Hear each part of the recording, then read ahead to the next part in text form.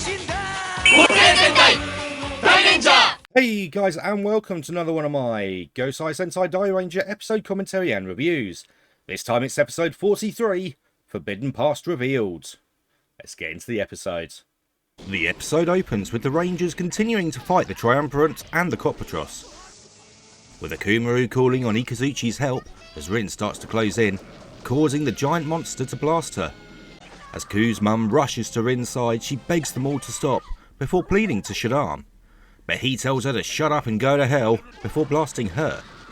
Akumaru yells to stop, as in Ryuseo, Byako Shinken calls it unforgivable and leaves Ryu in order to strike at Shadam itself. It yells at Rin to flee as Shadam rushes towards the sword, as Rin uses her power to blow Shadam back, as Ryuseo is able to force a retreat by Ikazuki, before Shadam grabs Byako and the Gorma retreat, as Ku's mum thanks the Rangers. In town, everyone's looking at the motion Daijinyu, wondering what it is, as Master Kaku asks why it's here, before, with a surge of energy, it begins to control everyone that had been watching it, as Kameo rushes over, telling Kaku that Daijinryu has hypnotised everyone to kill them, as people start to line up along the rooftops. Back at HQ, Ryu calls it a warning that they have to stop fighting, as Shoji points out it was the Gorma who broke the ceasefire. Master Kaku turns, telling them that finding Ku should be their priority, as he confirms with Mother they have until his 10th birthday, as she tells them his birthday is December 24th, which is the next day, as she begins crying, telling them they also need Byako Shinken to perform the ritual, which Shadam currently has, as we see Ku sleeping in his cave. The Rangers find Kaku on a rooftop where he tells them he will retrieve Byako Shinken, before telling them to take Ku's mum to Rin's and wait for him there. Ryu and Shoji demand to know what's going on, but Kaku says he will be back before morning and to protect her till then, as the Rangers reluctantly leave.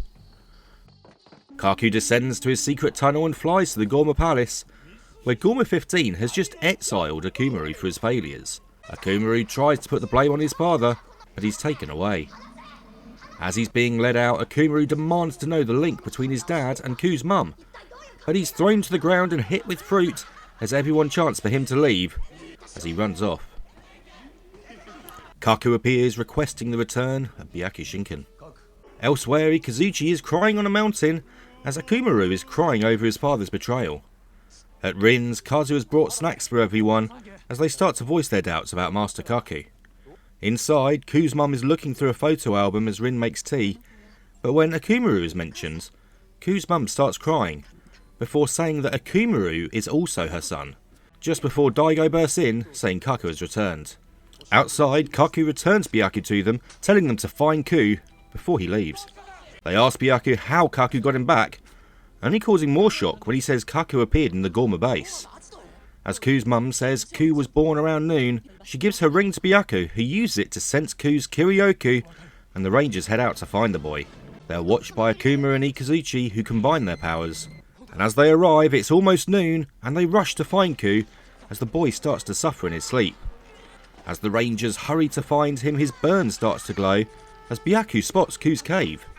But as they rush forward, Akumaru and Ikazuchi arrive before the pair combine, with Akumaru using Ikazuchi as a ride-on beast. As Kameo moves Ku's mum to safety, he transforms before taking her into his turtle form, and the Rangers transform. Ikazuchi blasts the Rangers, who retaliate with their Dairinken, but are blasted back.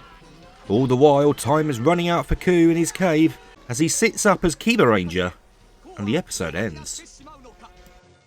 Okay, so I think it's pretty safe to say that Daijinryu really is not messing around.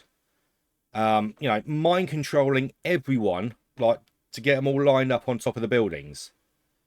Although, it does make me wonder if whoever wrote that first Doctor Who Christmas special, like the New Who ones with David Tennant, when he just regenerated and he had Billy Piper's Rose, did the writer of that episode, did they watch Super Sentai? Did they see Dairanger and think, that's brilliant for building tension, I'm using that?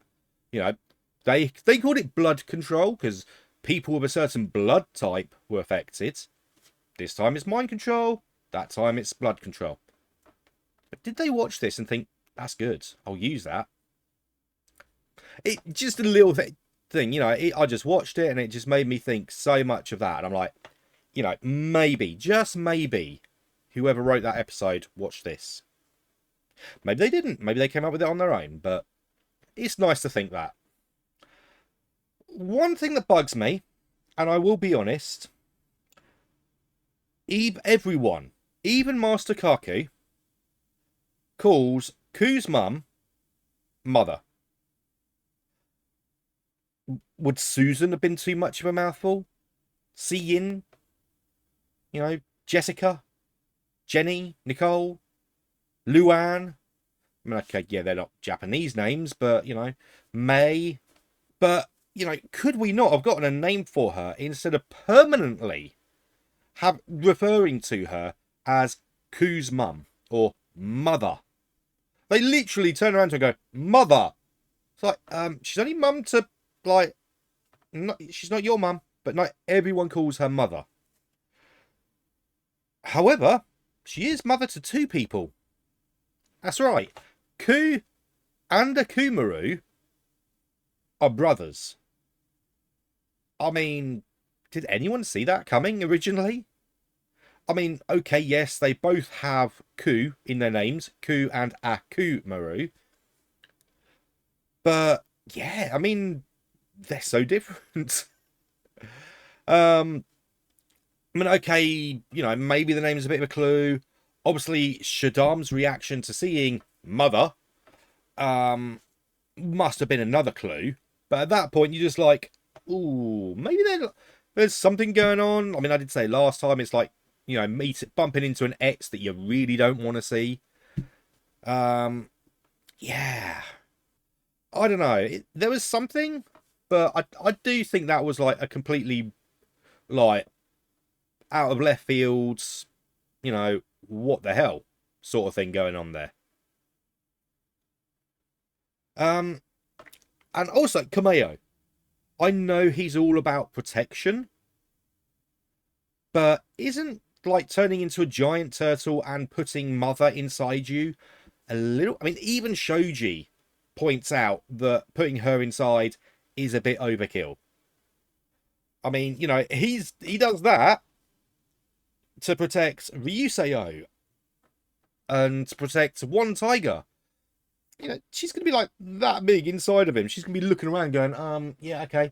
Got a TV? Can I see outside? I mean, she's stuck in there not knowing anything because that's got to be soundproof, windproof. I mean, big enough she won't run out of air anytime soon, but even so. I can't be completely positive about this. I mean, I'm loving this three-parter. I really, really am loving this three-parter. But there was one thing that was just a little bit disappointing. And that's the Akumaru Ikazuchi fusion. Which, let's be honest, just a little bit lame. Because it's not even a proper fusion. Okay, he takes his thing off and he's got these like bobbly whatever bit scar on his forehead. And Ikazuchi like lets off a bit of steam and stuff and bits come out, but then Akumaru goes up and he comes back down and he rides Ikazuchi like a tank with like controls like that. That's not a fusion, that's Ikazuchi in tank mode. A proper fusion would have been, I don't know, if they'd gotten a whole new monster costume with, I don't know, the Akumaru actor doing the voice for it or something, and having it look slightly more like Akumaru than Ikazuchi does. And of course, you know, let's finish on a positive. I love the cliffhanger. You know, Ku is the 6th Ranger, and he is the 2nd 6th Ranger in Sentai. The first one, let us not forget, last year, we had Barai in Dairanger. Now, what happened to Barai? What happened to... That's right, he died. With that being the only history to go by at this point, are things really looking that rosy for Akumaru? Not Akumaru, sorry, for Ku? You know, I'm getting the brothers mixed up already now. But if you just look at how it was with Barai, you're now looking at this 3-part and you're thinking maybe he's going to go over to Gorma's side. Kiba Ranger's going to turn evil. That's how it's going to finish off. Because they don't always go for the pleasant route in Sentai. So, it's a nice cliffhanger. And speaking of cliffhangers, no, I got nothing on that segue. But what I do have is some stuff about Mighty Morphin Power Rangers. And again, it's the same episodes. It's Power Transfer for the Ikazuchi fight footage and Scavenger Hunt for the Daimujin footage. And they're both episodes I've covered already. And it's probably going to be the same again in the next one. Because, it's a 3-parter and they're not getting any new monsters in just specially for it. So it might be a bit more Ikazuchi footage from next episode. And in all honesty, I would be amazed if there's much more footage that is taken from Dairanger for Power Rangers.